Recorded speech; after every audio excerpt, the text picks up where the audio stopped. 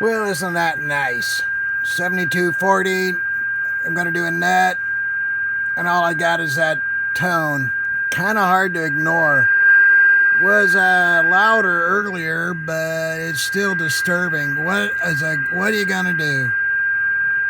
Gonna use the old MFJ 1026 noise canceling signal enhancer. Oh yeah, deluxe noise canceling signal enhancer. Sorry, MFJ.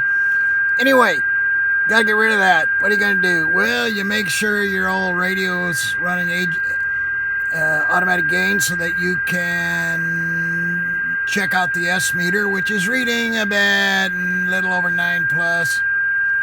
So, turn on your old MFJ guy here and turn down the main gain. Turn up the aux to see where she's sitting. What we're trying to do is get the same signal strength on both antennas, your auxiliary and your main. That is too loud, not necessary right now. Anyway, all right, so we can see that we're about 8, S8 there. Turn this guy up at, although it can receive it a little higher, you want it to be the same. S8. All right, bring that guy up to S8. Now, what you want to do is attempt to find the spot where it nulls out, which is about there.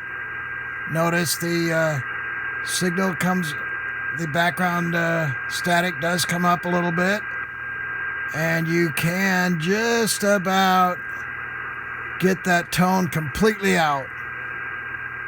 Wow, watch this. On, off. Not doing anything else but turning the 1026 on and off. There she is on. Pretty noticeable tone. I'm sorry, that was off, of course. On. And you can fuss with this to get exactly the right balance between your two antennas to where you can null that out. I'm not aware of any particular feature inside the 7300 outside of maybe, well, I guess you could make some things here, but by and large, the easiest way to handle it is, where I filter one there, is by this little puppy right here. Because that's how it sounds with this guy engaged. And that's how it sounds without it. Now you can fuss with this to where it's almost completely gone. Yep, this another phase control down here, normal and inverted. And again, what we're really doing is just phasing out that signal by using the auxiliary and main antenna. The main antenna currently is a Hustler vertical, and the auxiliary antenna is an MFJ vertical. They're about 20 feet apart. And you can read up on these things, and they tell you that for best use, you want identical antennas far enough apart, yada, yada, yada. Usually that's not possible unless you live, of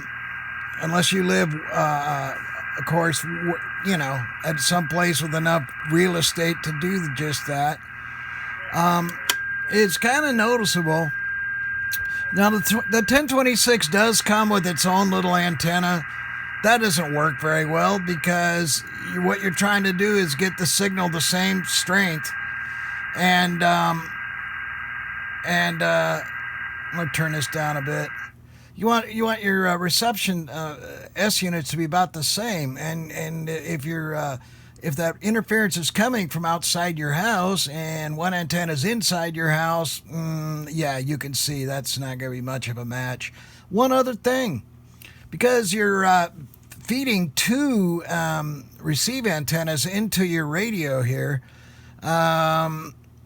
you don't really want to transmit on one antenna directly into the other. So I've got this guy connected up to the TR relay inside my 7300, so that when I key down, of course, it'll hit a relay in here and ground out both antennas. The other neat thing about it is it has a little protection circuit in there in case too much RF still starts wandering into the box. It's a little wheat bulb, and it'll start glowing if it picks up enough RF energy to make it glow. And it has happened to me before I got the TR thing in there, because I trusted this little delay feature here, and that's not a good idea either, in my opinion.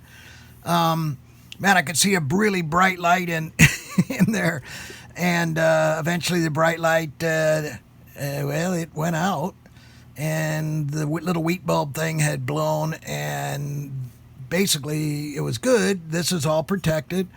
I got another little wheat bulb, soldered it in there, and the thing worked exactly perfect again.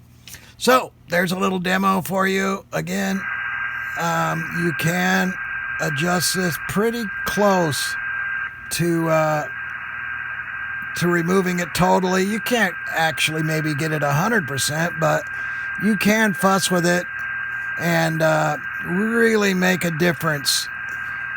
If you don't think so, try this. All right, that's it.